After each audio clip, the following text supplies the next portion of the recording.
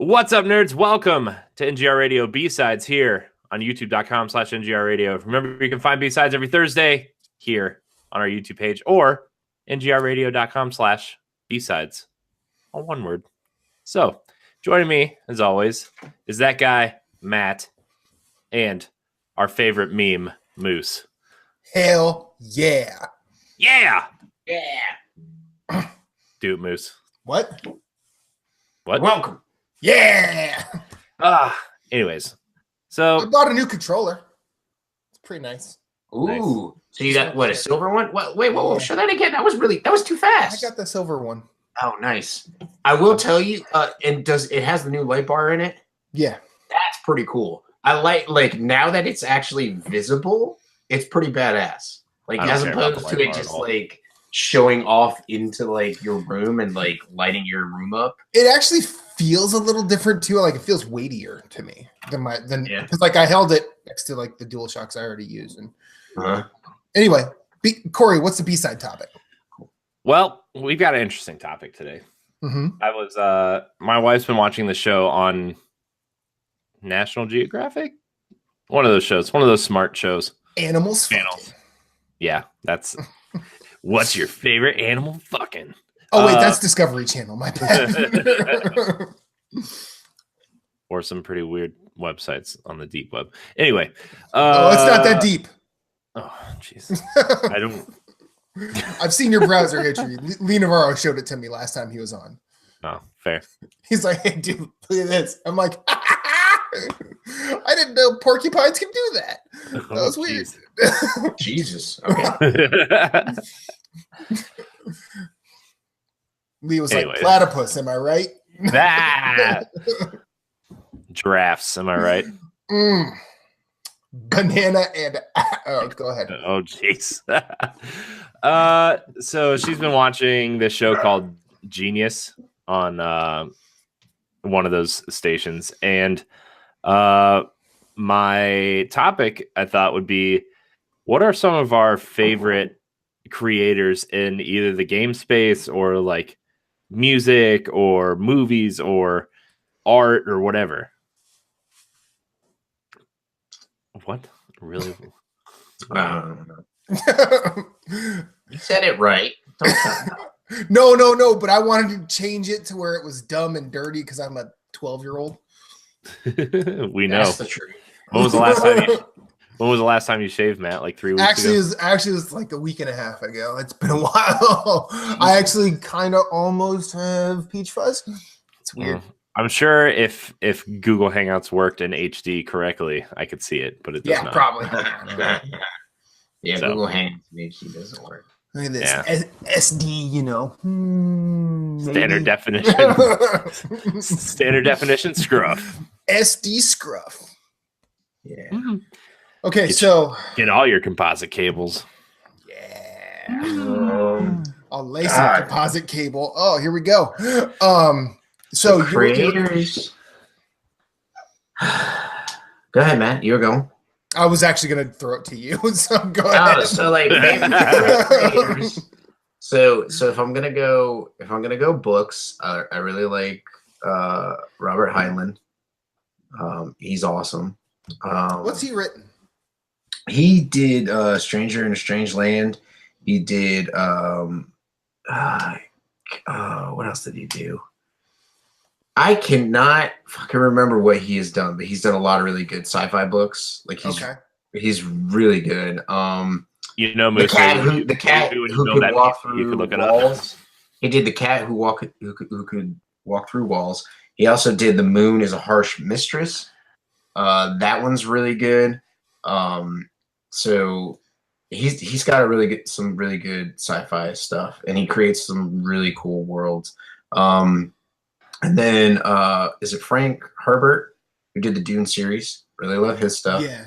And then Chuck Palahniuk. I love Fight Club, and I just love all of his books. Like I love all of Chuck's books. I haven't read a book that I don't like by him. Andy's in the chat and he says I have to get back to reading. I agree. I play too many video games, but I also think that the fact that I love interacting with my story trumps me wanting to read something. That's my problem. So like, I'd much rather interact with my story and the characters at a more intimate level as like, hey, it may be like, say you're playing whatever, The Witcher or even like Mass Effect. You might be playing as that character. You can't create the Witcher character. Like, he is what he is, but you're kind of playing him. Nah, he's an asshole. But you're interacting with those characters more intimately than you would be if you were like reading the novels, is what I'm trying to say. So those are my favorite creators when it comes to books. Music is pretty much like everyone and anyone. Like, I'm a diehard Led Zeppelin fan. So Jimmy Page, Robert Plant, John Paul Jones, Bonham on drums. Like, they were freaking awesome. I can respect the Beatles, but I'm not a huge fan of the Beatles. I like Elvis. Elvis was great. Did a lot of good stuff with music. We're gonna go in a part where Corey's eyes are just gonna glaze over, and he's just gonna fall asleep. So, hey, I took a nap today. I'm good. I'm good to go. I love Metallica. I'm starting this metal journey where I'm trying to like listen to more metal stuff. Like, so Iron Maiden, Judas Priest. I just fell into White Wizards with 2 Z's.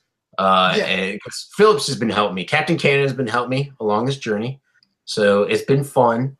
I love Ghost. I think Ghost is really cool. Yeah. As like a concept. I love their music. I'm not saying like I don't love their music. I love their music. I love all they do. But it's like they're also cool as a concept, as in like even though it's the same lead singer across all albums, like they have a different persona who's supposed to be like the lead singer, and it's moving through like stages of what they think like is happening in history. Like it's pretty cool. Like their next stage is going to be awesome. I just read an article where their new album has been inspired by death and the deaths of Bowie, Prince, and Lemmy from Motorhead. So that's going to be pretty cool. I like their new single Rats. It's not as catchy as Square Hammer, but that's fine. I'm cool with that. So I'm looking forward to seeing what the rest of the album is like on June 1st. And then video games. The one that I love the most is Hideo Kojima. It's been a while since I played a Metal Gear Solid game, but I love his games, like his style and his zaniness. And like Death Stranding, like everybody is like, what the hell is this game? And it's like, the only way you're going to know what it is if you actually play it. You know what I mean? Like, it's one of those games where it's going to be so far out there, but it's going to make sense when you're playing the game. So like, I watched I think the last trailer that they had was the Video Game Awards. And so like, I'm not going to try and watch anything. Like if they have anything at E3, I'm not going to watch it at all. Yeah. So, Dark Souls, Miyazaki, love Dark Souls, Bloodborne. H.P. Lovecraft is an awesome, like his worlds are freaking awesome and insane. And I will have to say the BioWare team that did the Mass Effect series, I love Star Wars, and I feel Mass Effect's world is just as vast and amazing as the Star Wars series is. So I feel like if they could do movies, that would be awesome. Because I really don't think like Andromeda really sunk the Mass Effect ship. I don't think there'll ever be another Mass Effect. And I'll be honest, I'm calling it right now. Anthem is going to sink BioWare as a developer. It's a shell of its former self anyways. That developer will not be around after Anthem comes out because it's not going to be what EA wants it to be. And they're going to close them just like they did Visceral. So it's sad. I hope somebody else maybe could get the rights, or they could do it proper justice. But anyways, Matt, some favorite creators for you. Before we are we just talking favorite creators, or do we want to because this show Genius, I don't really know. Is it sort of like a behind the music on? No, it's like a biography. It's like a mini series of like this person's life, like the first, there's like real actors and stuff in it. Like, so it's like a dramatization. Yeah. I've seen snippets of it. Antonio Banderas is playing Picasso, isn't he? Yes. Well, he's playing old Picasso, but yeah. Well, yeah, that's what I meant. Yeah. Old Picasso. Yeah. I didn't See even now, go into painting and art, but whatever. It's all good. now with books it's a weird thing because like I like reading, but I've never really attached myself to an author. Usually it's like, am I interested in this story? And then and then like if I like it, I'll try another book by the author. And usually if it's not something I'm into, I just bounce right off. I think the story of John Kennedy Toole would be interesting. But he's only known for one book, and it was published after he committed suicide because he couldn't get it published. And if you've not read the book Confederacy of Dunces, you should. It's very hilarious. I mean, I'd also like to see, something on Poe, something on Lovecraft. I mean, I think Tolkien would be an interesting story to a degree, but like I'd also like to see Tolstoy or Dostoevsky as well, just because I don't know a whole lot about them, and I've never read any of their books. They're on my list because, I think that would be, I think people should read classics. I feel like there's a space for that, and there's something you can glean from reading classic novels or literature. Let's see. And then if we go to music, I feel like there are a ton of artists that are ripe for this. I think they could probably do 5 or 6 different series on Bob Dylan, just because of all the periods he went through. He's gone through up to this point. Like it's almost like the guy's been doing it for 5 decades, and each decade has been very different. But what I'd like to see is I'd like to see, like, one of probably my favorite just creator in music of all time is Brian Eno. He's not like the artist I listen to a lot, or like he's not my favorite artist of all time, but he's been a part of so much that has made music what it is now. He was a part of Roxy Music at the beginning, and they did a glam thing that went on to influence things. His first couple of albums influenced, punk to a degree and the avant-garde to a degree. And then, when he gets into ambient music, he basically invents it, number one. Then he produces Bowie's best 3 albums, the Berlin trilogy, Low, Lodger, and Heroes. And he, basically through those, he creates a template for synth pop and the new wave. And then he does his thing with U2 and Talking Heads. And the guy just touches a lot that is very important to how music is now. And he started doing it in the 70s. Like music-wise, I'd like to see someone dramatize that and just see how it works. There are plenty of stories on it, and most of them are, anecdotes that are silly at best. But I'd like to see a deep dive. Movies is a different beast altogether, just because there are a lot of artists that I like that are both, still alive, and their stories are really well known. So I don't want to do like I feel like going into Martin Scorsese is too easy. Going into Werner Herzog is probably too easy. Ingmar Bergman and Akira Kurosawa are probably too easy, just because they are titans of the medium. The one I think that is significant, I mean, he's known around the world, but I don't hear his name mentioned very often. He's one of my favorite filmmakers, Luis Buñuel. Born in Spain, he was super anti-Franco, so he was kicked out of Spain, went to France, and that's where he met like Salvador Dali and became like a surrealist. And then he eventually started making films, and he made a lot of fucking weird movies, but all of them are cool. I'd like to see someone really deep dive into him.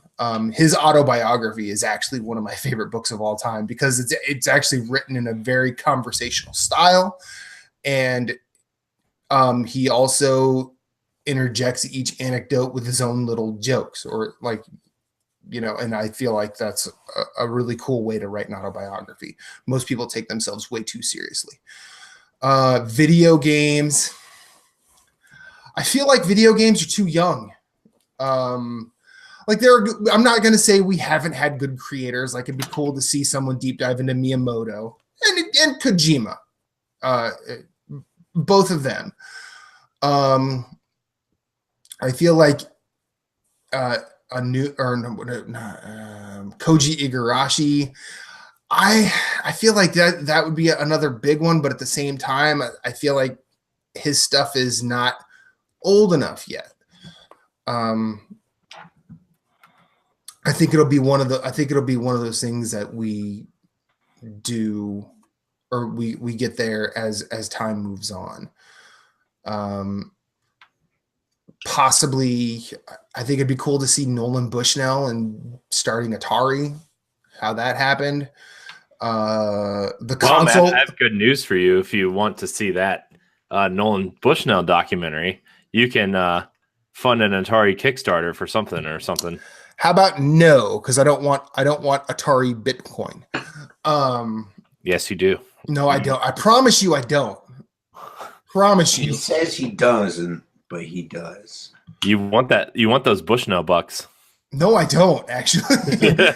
No, I don't, because those Bushnell bucks are worth about as much as Atari is in relevance. Maybe when you go to cash in on the Bushnell bucks, they just give you a bunch of Chuck E. Cheese tokens. They give you a sealed copy of E.T.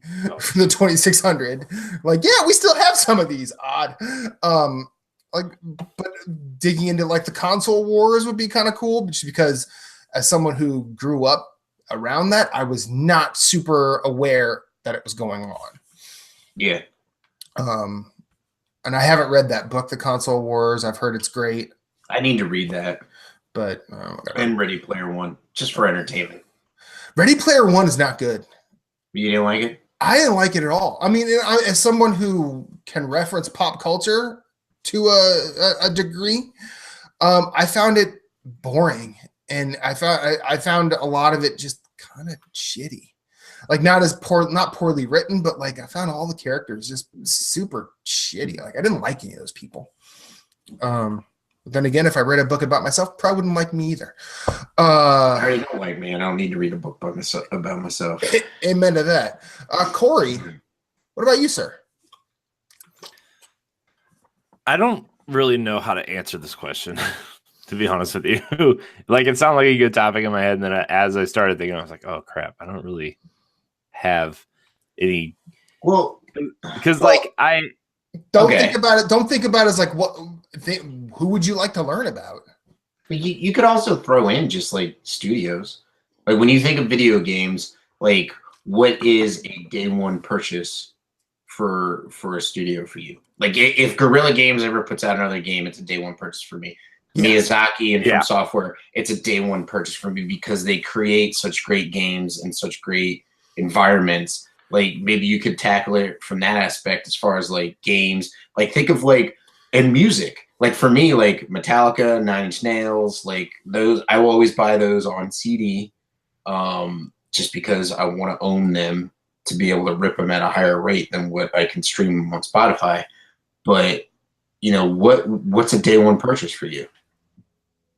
And like I said, it could be a studio. You don't have to narrow it down to like it's this person. It could be Nintendo's main studio who does like they do Mario and Zelda and all that. So yeah, I mean, like the whatever Zelda game comes out is always a day one purchase for me. But like, I think whatever Crystal Dynamics does is a day one purchase for me, because like they kind of prove themselves with the Tomb Raider reboot.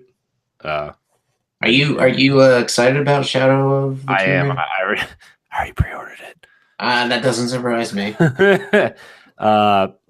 But like for me, it's kind of hard because like growing up, I was always like drawing and painting and stuff, and I was always like taking art history stuff when I could. Mhm.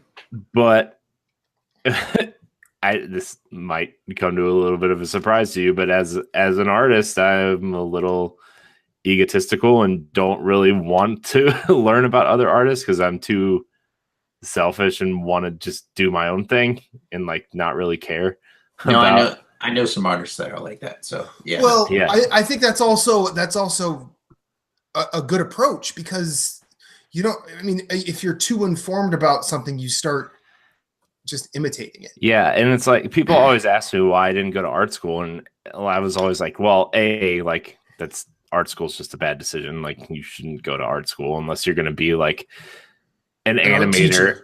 teacher. Yeah, either like an animator or an art teacher, and even then, it's like the wait list for something to get in at like Pixar is like 50 years or something ridiculous. Unless you're like the top of your class or whatever. Right. And then like a lot of animators end up going off to do like, these kind of cheap commercials for auto insurance companies or whatever. Like it's never like what they want to do with that degree. So like, I had to break the news to anyone, but we never all do what we want to do. Yeah. So, nobody does. I mean, that's fair. I mean, I ended up. But I understand where you're trying to get what you're trying to get at, Corey. I ended up doing what I wanted to do, but like, what else am I going to do with an associate of science in radiologic technology? Right. Like, what am I gonna? I mean, I'm not a physicist, so I can't go work on a nuclear power plant. I only know X-ray. Going into the healthcare is like learning a trade. So. Yeah. And so like, I mean, I started going to school for that kind of stuff, and then I was like, that why? Like, it's not gonna happen, like, I mean, I'm not gonna lie. I mean, I think I'm a good artist. I don't think I'm a great artist. I like to take my own approach on things and do things my own way. And,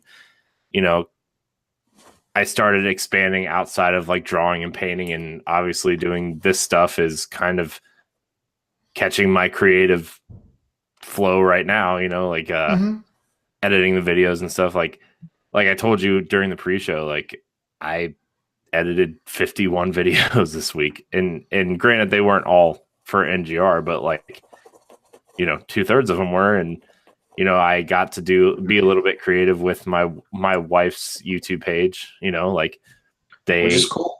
Yeah, and 19 videos for them I did, and that's kind of if I was doing something creative, like this is the direction I would like to go, like production and doing that kind of stuff.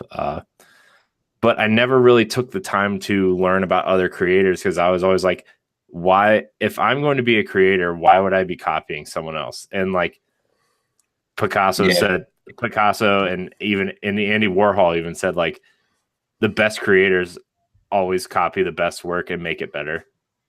Yeah. And then they change one little thing to make it their own. Mm-hmm. And I'm like, well, that's great, but I want to make my own stuff, and I don't know. I think now, looking back now, I would like to start learning about the artists I never cared about, especially in like this Picasso thing my wife's watching. It's super interesting.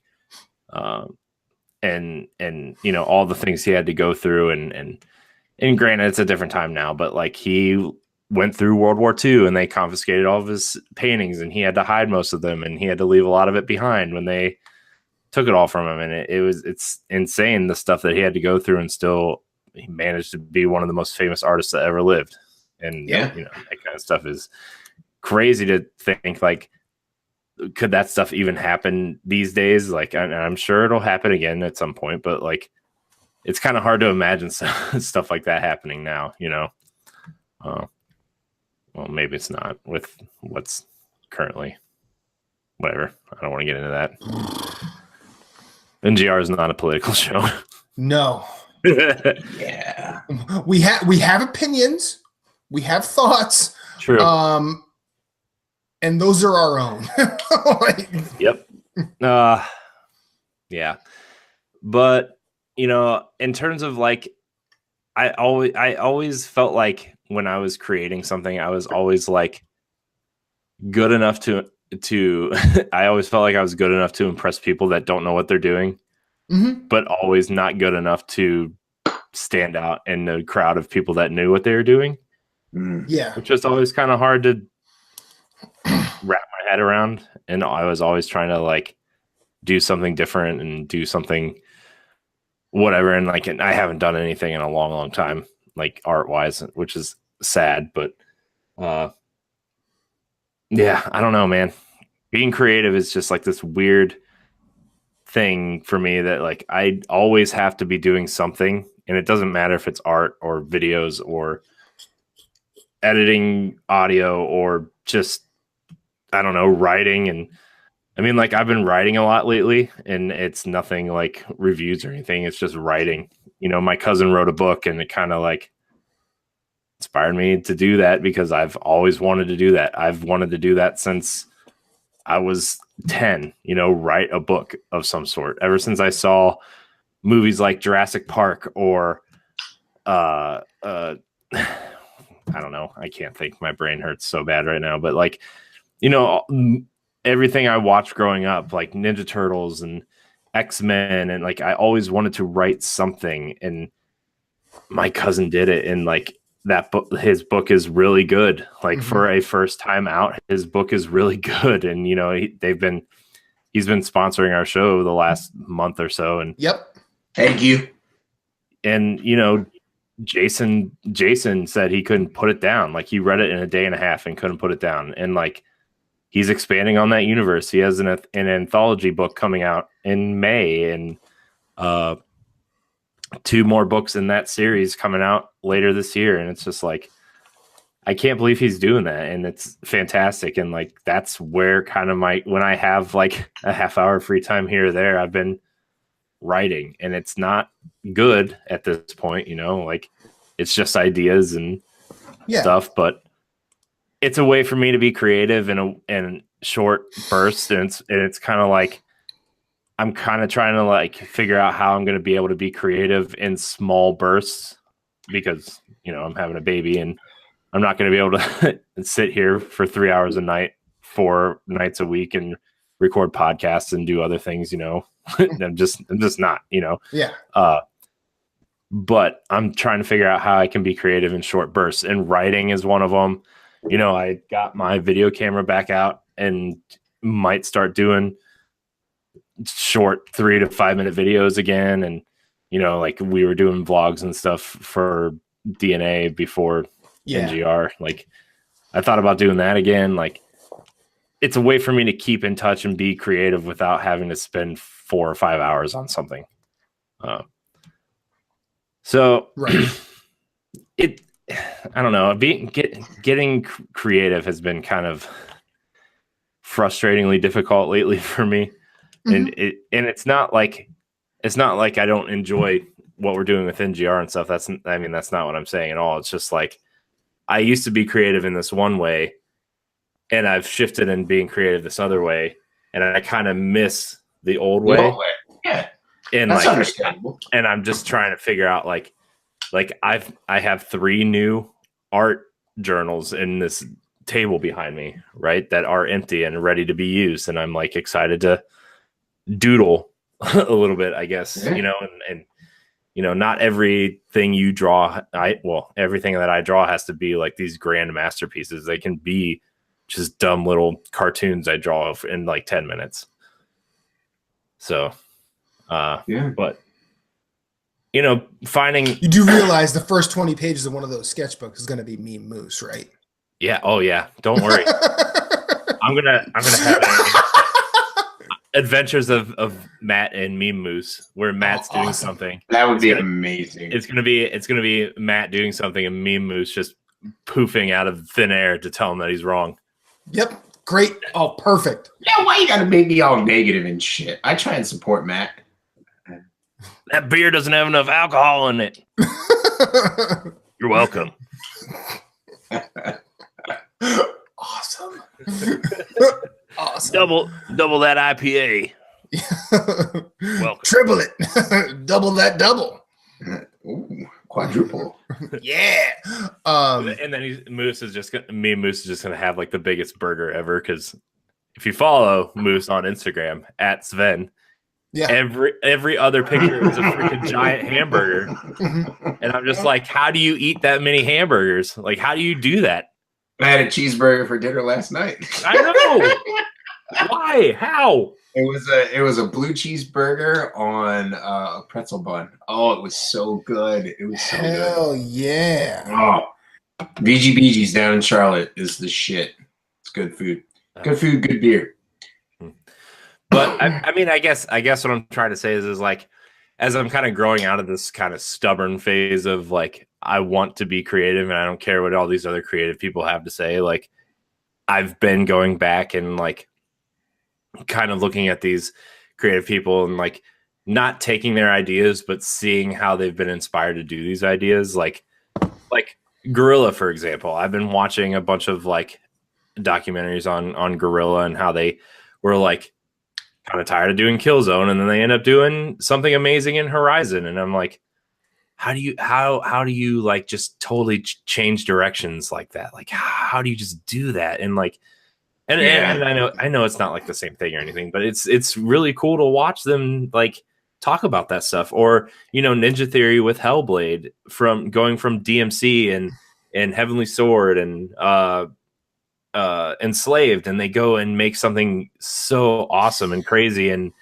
Hellblade. Different. It's like, yeah, and I'm just like, I want to be that inspired to do something, you know, and you know, I'm trying to work really hard at making NGR something bigger than what it has been without like taking away the quality of it. And you know, there are things and there are moving pieces. They're moving at a snail's pace, but you know, it's happening. But at the same time, I'm like, well, when I'm not working on this NGR stuff for like a half hour a week, like what can I do? And that's where like the writing comes in and the drawing and kind of watching these small videos on creators and how they, you know, kind of move past what they're like kind of stuck in a rut. Like there's an interesting YouTube video. I forget what the name of the video was, but it was somebody who worked on Call of Duty maps for like 7 or 8 years and felt like he was stuck in this rut. And then he went and started this indie studio and is now making this like passion project. And it was like super interesting because like he took all that stuff that he learned from one of the biggest studios in the world and making one of the most popular games in the world and applying that to something that he's super passionate about. And it was like really interesting I wish I could find this video, but it was really, really cool to see that. So, well, I mean, I'm not anybody that's really created anything. It's all right. You're a doctor, so it's fine. No, I'm not. But like when I was Dr. Keel. No, when I was writing about music, the one thing that I did, in terms of like this happened whenever I got like, you know, not really writer's block, but whenever I couldn't figure out what to say, like the one thing I did was separated myself from what I needed to do. Not just like listen to a different album or listen to a different genre, or I would actually step outside of it completely. I would watch, you know, a movie, or I would read about just something completely different. And then I would come back because you do learn something from everything. And then I would come back and just sort of refocus the lens, and usually that would help. And I can only posit that maybe learning about how not necessarily artists create, but like